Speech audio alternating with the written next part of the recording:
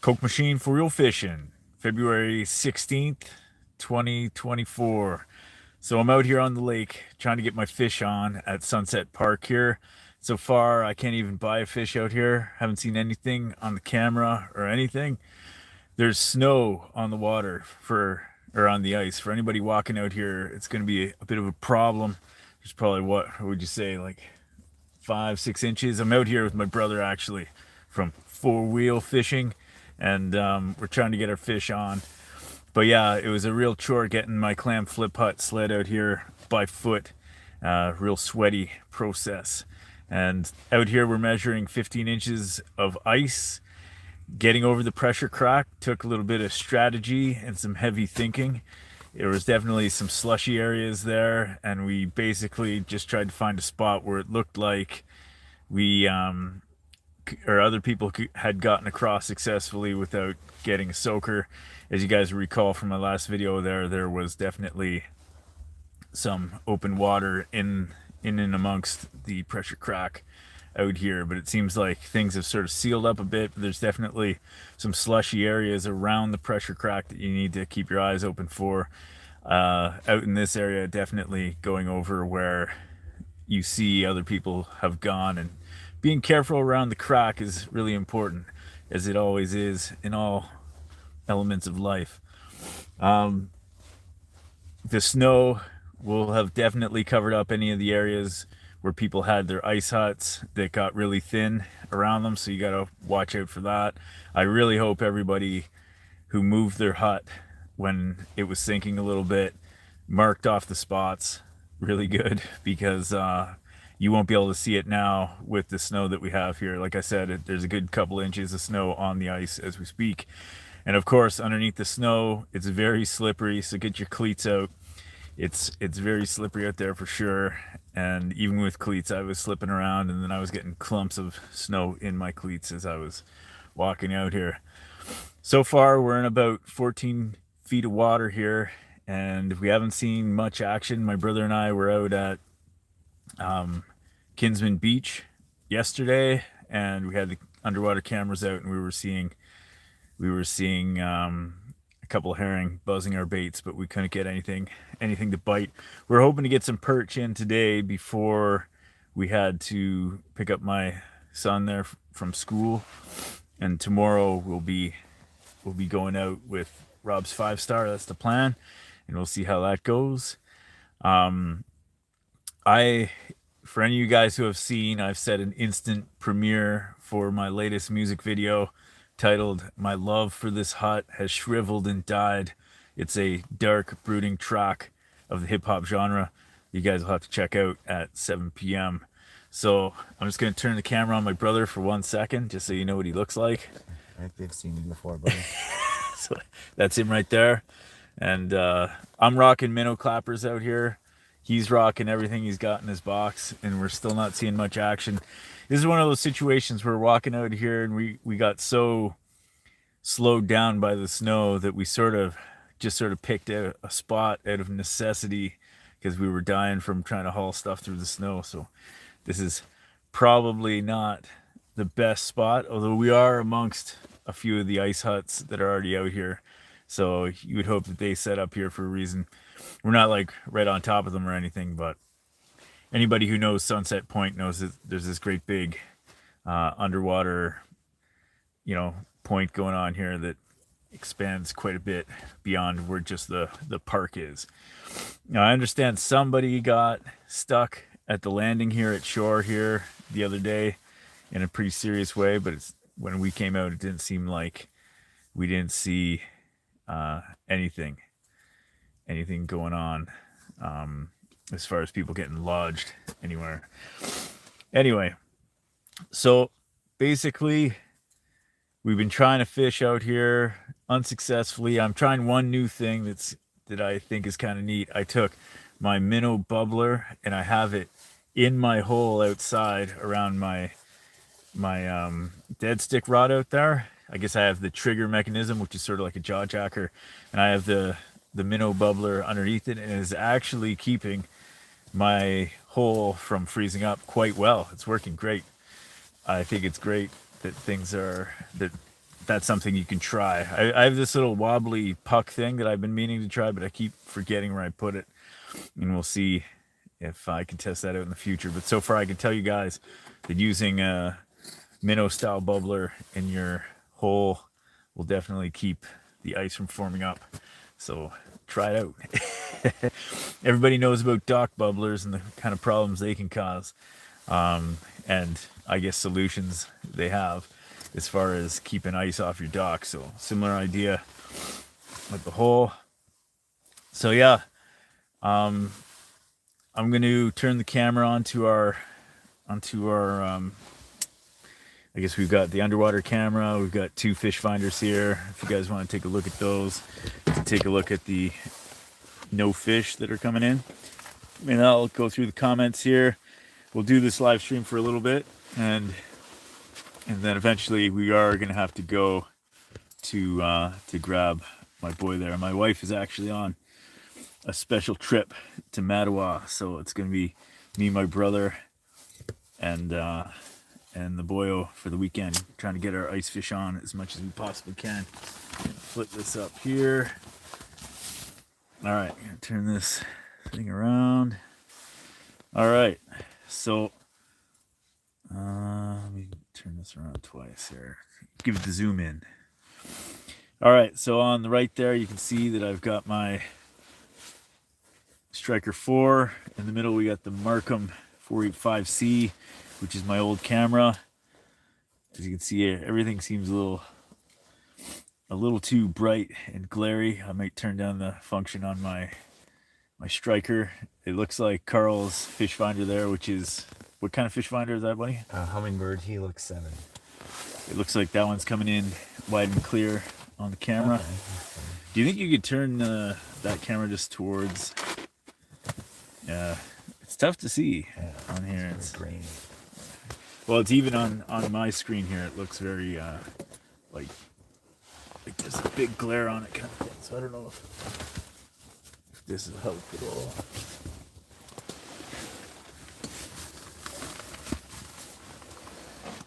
It looks about the same. So I'm just going to go through some comments here. So Bill D, you bailed on your trip up here. Was that because of the later, or the conditions that were unfolding?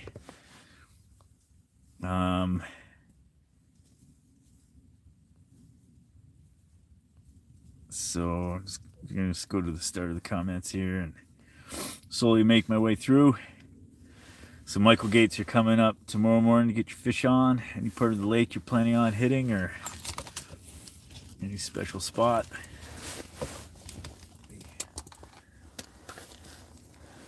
Put my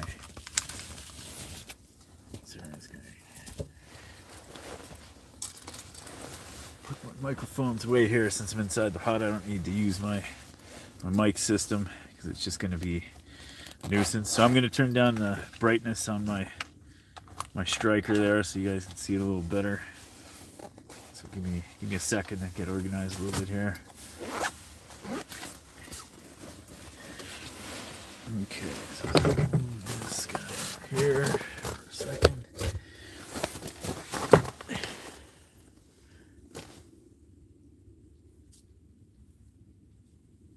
Okay, system, display, backlight.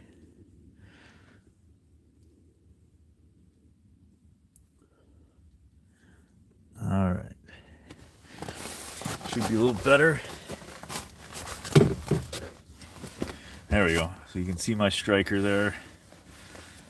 Go through a few more comments here. Michael Gates, you say, does Billy Bob's still have clappers? Last time I was at Billy Bob's, I dropped off 20 clappers. So I sure hope they still have more. They usually call me if they're running out, so I'm going to say they still have some there. Ken Heineck, all is looking good here on Calendar Bay. That's good to hear after my drone footage of what it was like after that warm spell there. I was really worried. I had no doubt that there was good ice all around where those huts were. It's just the huts themselves were causing things to melt in their immediate vicinity. So I wonder if people marked off their spots well. I assume as well with this extremely cold temperatures that we probably had those soft spots firm up quite a bit. I forgot to mention that Bernie had told me that he measured a bunch of holes along his ice road there and was measuring 10 to 13 inches of ice in the Hunters Bay area. And I got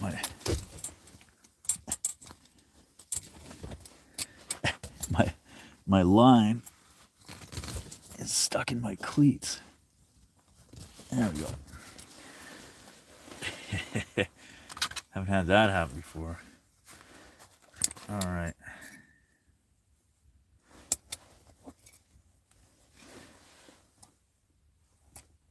It's like one of those situations here. Everything's getting stuck everywhere. It's starting to cool down out here, so everything's starting to freeze up pretty good.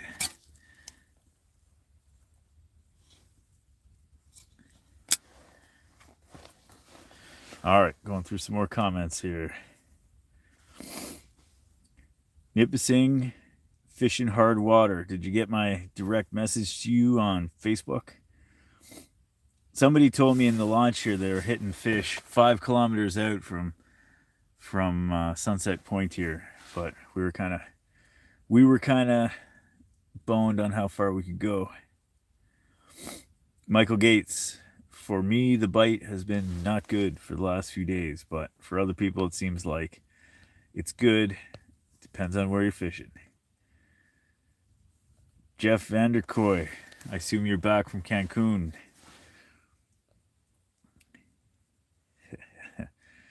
Corey, how are you doing there? Big shout out. David Bennett.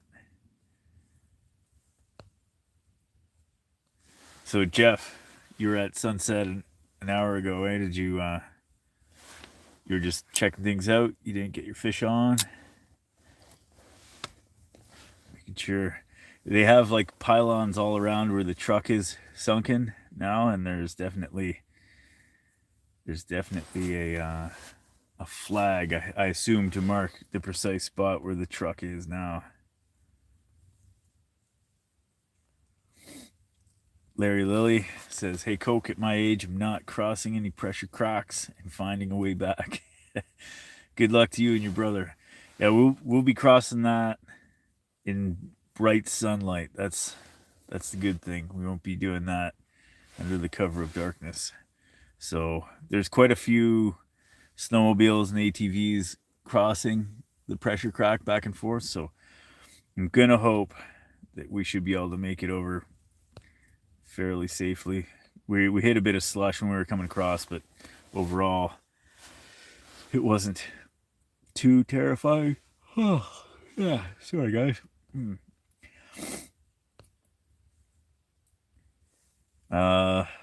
Jeff says, "Hey Coke, do you see the little trailer out there?" I don't know if I did see a little trailer. Was that was your ride there, Jeff? So Corey says, "Your bro needs a big beard." Carl did have a beard at one point, a couple years back, and I guess he gave up on it. I met a dude actually when I was selling lures at the Birch Grove launch last Friday, and he asked me how long I had been growing my beard for, and he himself had a very long beard, and I was trying to figure it out. I think it was 2016. 2016 I started growing my beard, and that means of course that it's been so long that I can just never shave it now. I'd be losing too much time.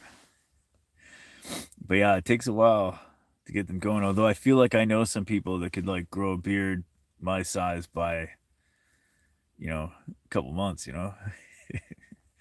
My one buddy seems to be able to grow like half a beard by the end of the day.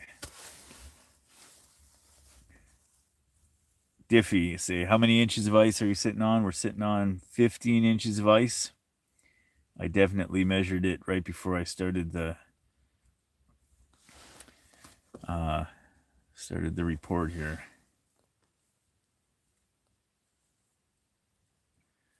Bobby Dubs, what's going on? So Bobby, you say you caught some wallies yesterday on the Ottawa River with the clappers.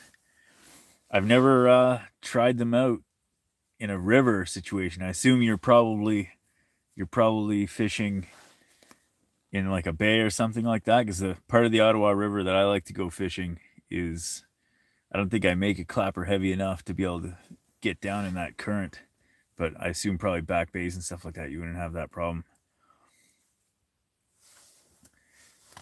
I'm glad to hear, species 8472, that you're feeling better. You know, my brother actually sent me your story from the Lake Nipissing Outdoors board, and I was like, yeah, I know that guy.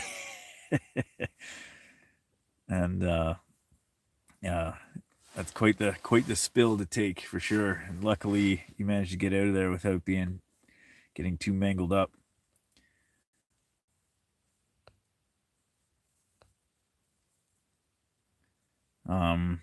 Russell Lamb just caught the biggest perch of your life at Sunset Point, 15.25 inches. Are you out there right? Are you out here right now, Russell? So maybe you got some tips. Some tips you want to share with the old Coke machine here. That's a giant perch. Please take a picture of that. I've seen them up to 13, 14, but never 15. That's crazy.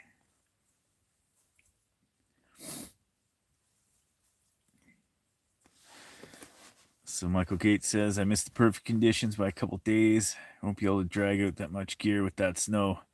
Was going to try Sunset. The good thing about Sunset is that there are a fair amount of snowmobile trails going out here. Yeah, the problem though is that, there used to be the ice road that was going out this way. And with that pressure crack, it seems like people are just sort of finding other areas to get out here instead of like, somewhere along the pressure crack. It's so the ice road isn't as solidly traveled as it has been before, because that was always a really easy road to take getting out here, because the operator was using it all the time, keeping it nice and packed. Getting out here though, my brother and I were we were going over snowmobile trails, but they weren't amazing. Like, there was still lots of loose snow that we were driving over.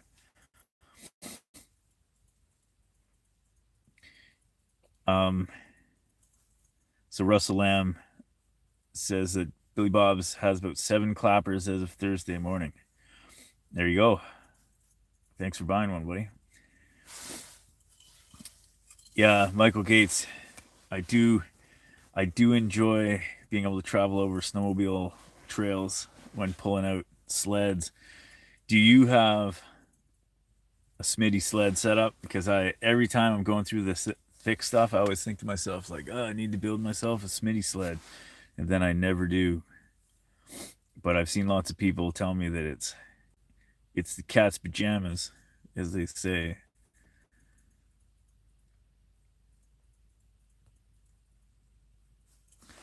David Meek says, thanks for mailing my order of clappers. The 2 I tried worked well. Perch hit them right away. I had a dude tell me he tried them out on Simcoe, and is there a fish down there, buddy? I don't see anything, but I thought I said something on my radar, but we'd see it on the screen. Yeah, a guy said that it looks like there's one looking at yours, buddy, but he's not. Yeah, I don't see him on. Maybe it's a mud puppy. Yeah, it's like a mud puppy, like right.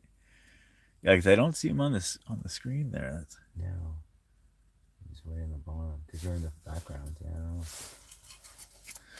Yeah, we might have a mud puppy sneaking up on my minnow clapper down there.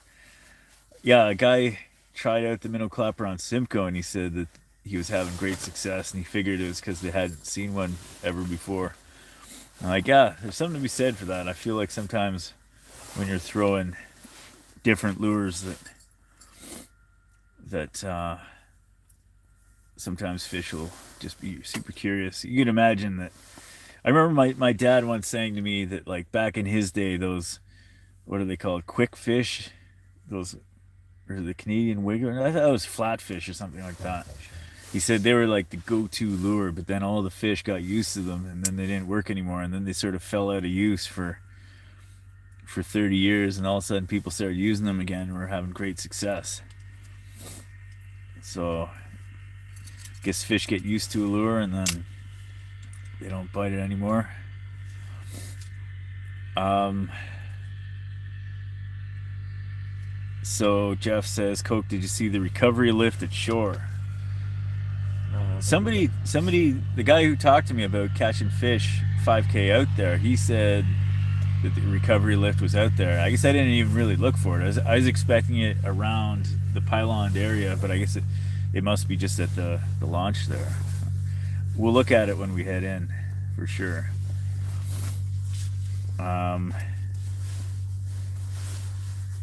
So Nipissing hardwater fisher, or Nipissing fishing hardwater, say you go out 2.5 miles. I think we're definitely not that far out. We got to be 1 kilometer, not even a mile. It was tough sledding getting out this far, but I bet you Nipissing fishing hardwater's got a snowmobile. My brother has a snowmobile, but he didn't bring it on this trip because we figured it was going to be kind of dodgy conditions out here. But then after hauling our sled out in several different areas here, we concluded that we should have brought it. But I'm hoping to get out with a few outfitters this weekend, so we'll see how that plays.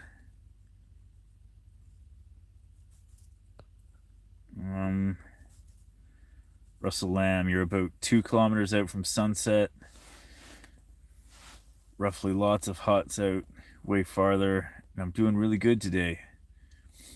Wow. That sounds great. So I assume there's lots of perch coming in. It sort of makes me feel a little bit disappointed that we're seeing so little. I guess they're all heading your way.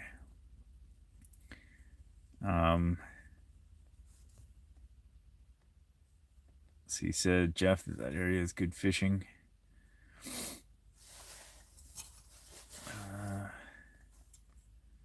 Gold and silver rip and wrap with minnow heads, the ticket. Russell says, out here right now. Yeah, I think we probably need to be further out. Somebody told me that one of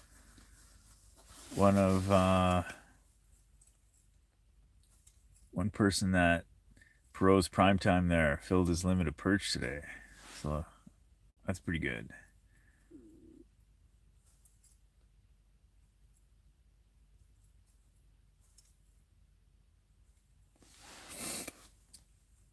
Okay.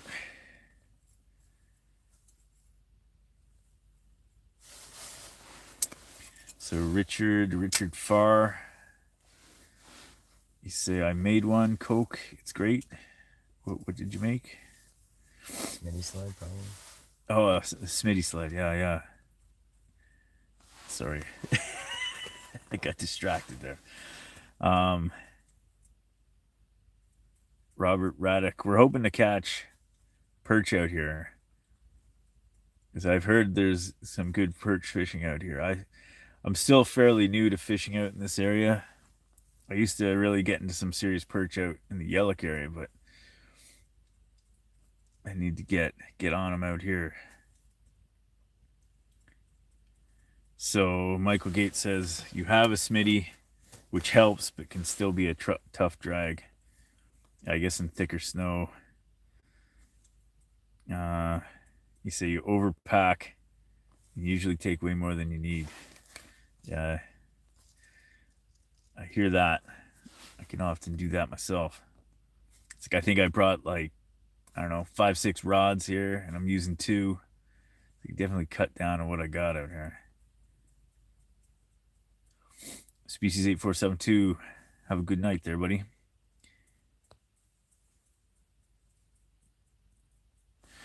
So Michael Gates says, I always buy new lures just to give the fish different presentation, especially on pressured waters. That's a good call. Yeah. I usually am of the attitude of any new lure I see, I want it, especially if it's different. You know, I just like collecting them, using them, so forth. 905G, hey Coke, coming up with the boys next weekend. Hopefully the lake is good by then. I think we're seeing some really cold temperatures overnight. Like tonight's gonna be negative 23. So I think the lake's gonna be pretty firmed up by then. That was a real freaky set of weather we were getting here. So I think you're gonna be good by then. I haven't checked the long-term forecast, but I feel the rest of the season is going to be pretty sweet. So OJ says you landed a 27.5 inch eye.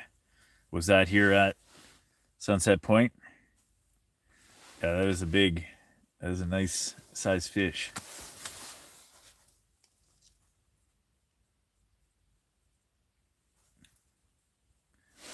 On fish, let's go. Russell Lamb needs to send some of those fish over this way so we can at least catch one before the live stream's done. Yeah, like if you're looking at the Navionics map, definitely where we are is like still on the point that comes out from Sunset Point, like the underwater submerged part. So we're in 14 feet, so we haven't got down to the break before it gets out to the flats out there. But I can tell you that there's clams. We got clams on the camera, so I can tell you there's clams out there.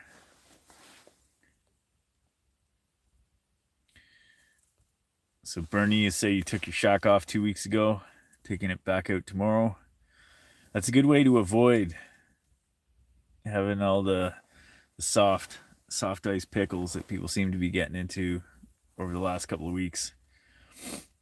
I think a lot of the people, like at the launch here at Sunset, there were a lot of huts at the launch, and same thing with Calendar. So I feel like a lot of people pulled them in during the warm weather, and we just actually saw a couple of guys hauling out a few huts while we've been sitting here. So I guess they're getting them back out there again.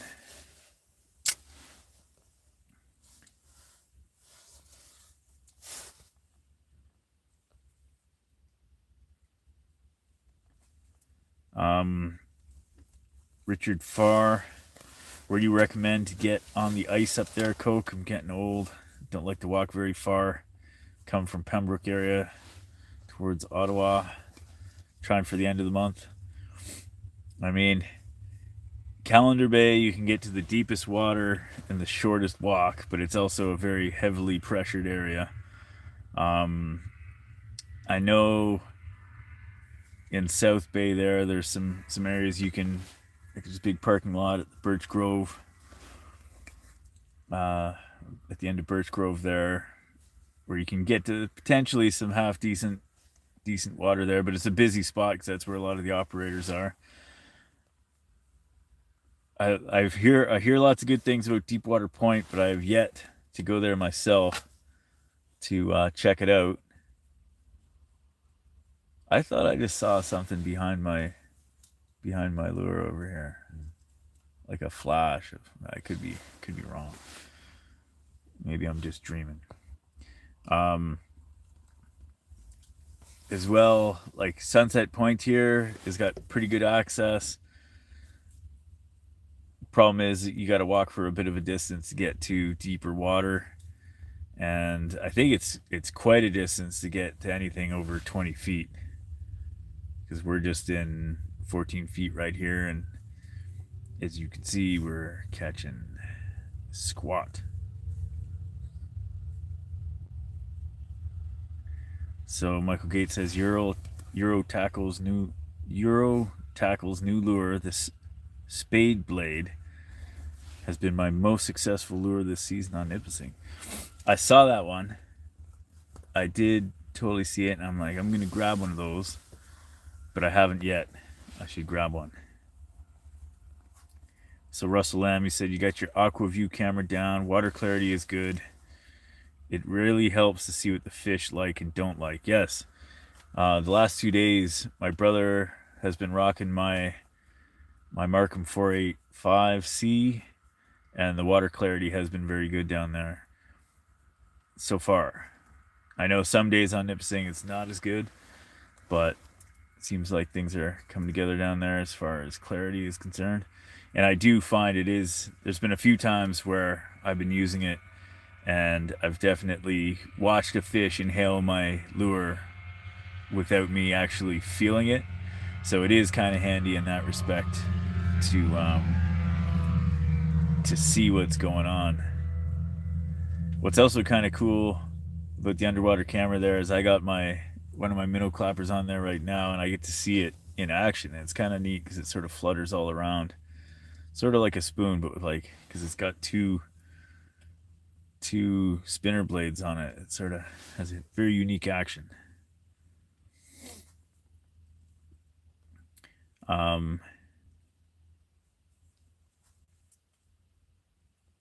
Robert Raddick says, "Is that ice safe?" I mean, the old rule is no ice is safe ice. Where I am on 15 inches of ice, I'm not too worried about this safety here. It's just in areas where the ice is compromised is where it's not safe. Places like around river mouths, around sewage treatment plants, around the pressure cracks, places where people's huts have melted through the ice a little bit. So there's safer ice out here and there's less safe ice. You just have to really keep your eyes open for those unsafe areas. But once we got over that pressure crack, say, coming out here, I wasn't really worried about it much as we were coming, but you're always keeping your eyes open for other pressure cracks or like spots that look soft. But overall, it seems like people are moving quite freely on the ice as we speak on their snowmobiles and whatnot. So it was concerning last week when it was all warm, but it seems like things have stabilized a bit. So Nipissing fishing hard water, says Deepwater Point. Tillicum access is quick. I've yet to try that area there. I know there was an access point where it often gets ruined by lots of traffic. Is that the one at the end of Tillicum Road there?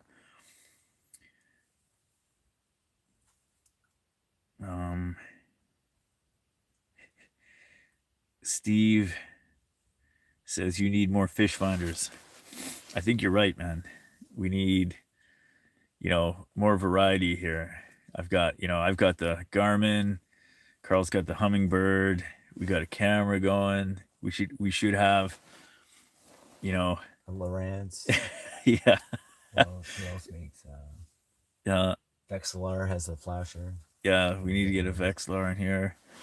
And then the live scope, Panoptics. Yeah. We just need a wall of fish finders in front of us. It would probably solve our fishless problem here.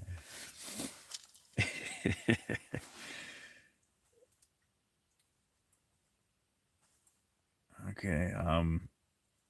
Russell Lamb, say, I'm south of Sunset and a bit east in a red and black Eskimo. But there's a row of huts further out from me. 2 red huts, a black hut, and a green hut. Maybe you'll see me. As I'm leaving, buddy, I will definitely look in that direction and see if I can see it. It seems like those red and black Eskimo huts are really popular. I see them around all over the place. Lee Lawton, so you're looking all set up nicely, Eric. Good luck. Thanks, Lee. Things are set up, except for we forgot to set up the fish here because they're not showing up.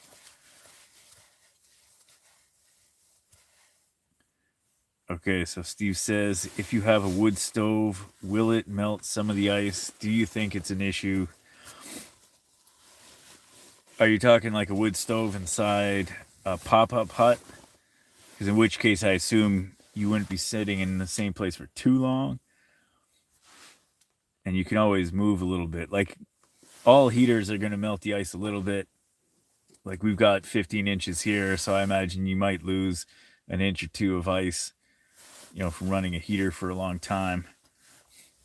But yeah, I would plan to move frequently so it doesn't get too bad.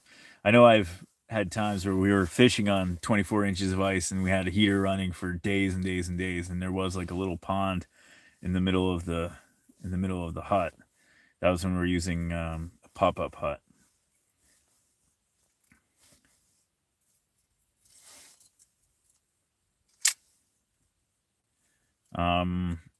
Nipissing fishing hard water. That's idle time with the little creek that floods the access. Yeah, that's the one I seem to hear about a lot.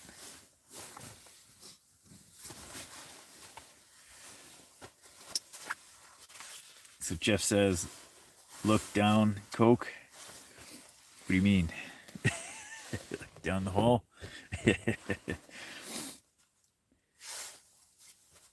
Off-grid wannabe. Looks like you need a fish magnet. I think you're right. Where do we get one? We got those at Billy Bob's, I think. They know how to charge you for them, that's for sure. I'm just kidding. Brad Croft. Wow, buddy, where have you been? I haven't seen you around. I was actually thinking about you the other day. I'm like, that Brad guy, where did he disappear to? Yeah, we're going strong here. The other day I mentioned that I was hoping to reach 4,000 subscribers by the end of the ice season, and I think I only have 18 subscribers to go, and then it's gonna be 4,000. Next step, 1 million. Oh, I see, Jeff. You figure I should look down the hole for the fish? I wonder how far I can see. I've definitely fished in different little ponds and stuff where it's so clear you could definitely see down to the bottom in 14 feet of water. But yeah, I'm gonna have to do one of those Homer Simpson tricks where you like, don't make me come down there. Bubba Dub says, I was there last weekend, caught one walleye, but had a blast anyways. Yeah, it's like fishing everywhere. It's like sometimes it's really, really happening, and sometimes, you'd swear there's no fish in this lake. They're all hanging around Russell Lamb's hut. That's the problem. So you've been working, Brad. Bobby Dubs, you stayed with Nipissing Outfitters. Yeah. There were some solid peeps running Nipissing Outfitters there. And then do a polar dip. Yeah, I've got a lot of help out of Nipissing Outfitters there. Al is helping me sell lures and sell books and everything. He's a real community-oriented individual, and I definitely appreciate all his efforts.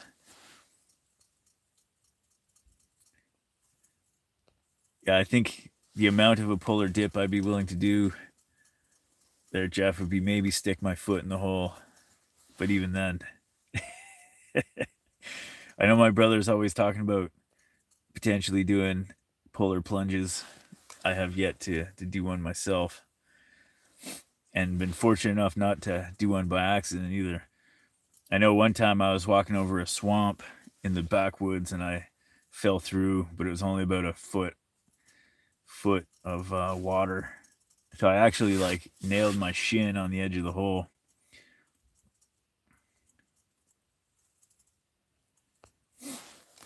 Yeah, that's awesome. Oh man, so I got a stiff leg going here. Yeah, there we go.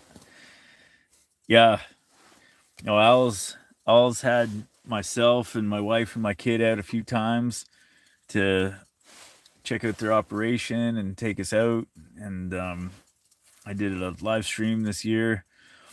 Yeah, he's definitely been a sweet dude to hang out with.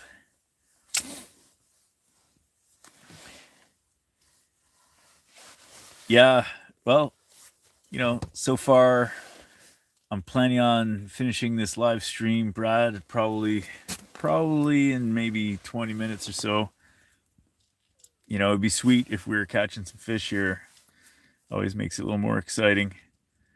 I might cut this stream early. We'll see. We'll see how it goes. I was hoping even some of my outside holes would be happening, but really seeing not a whole lot here.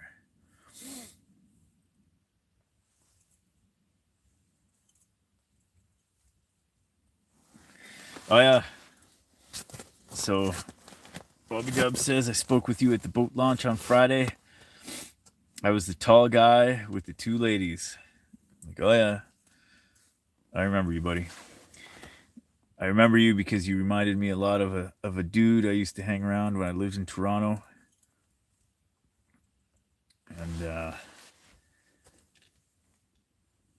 And you look a lot like him. So N. Breton says, how's the ice looking? The ice is covered in snow, and it seems like a lot of the places where it had gone soft seems to have firmed up a bit, but there's still slushy ice around, or slushy slush around some of the cracks, so forth. And there may still be hazards out there, but they're hidden by the snow now. So you just got to make sure you keep your eyes peeled if you're coming out on the lake here.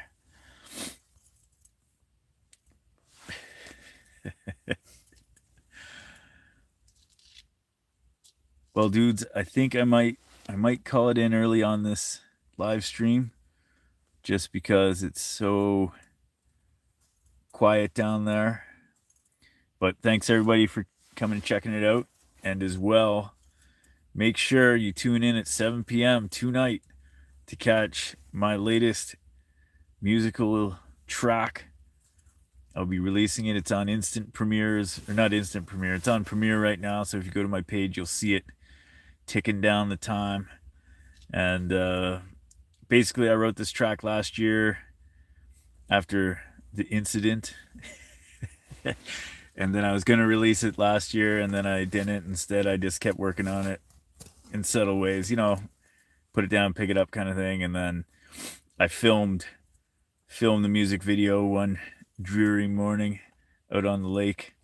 So it's got a very, very dark vibe to it, but it's supposed to be funny. So I hope everybody laughs. So keep your eyes peeled for that. Otherwise, we'll talk to you guys later. Have yourselves a great night. And Russell, I'll be looking for your hut when I leave this hut, and maybe I'm packing up. And we'll talk to you guys later.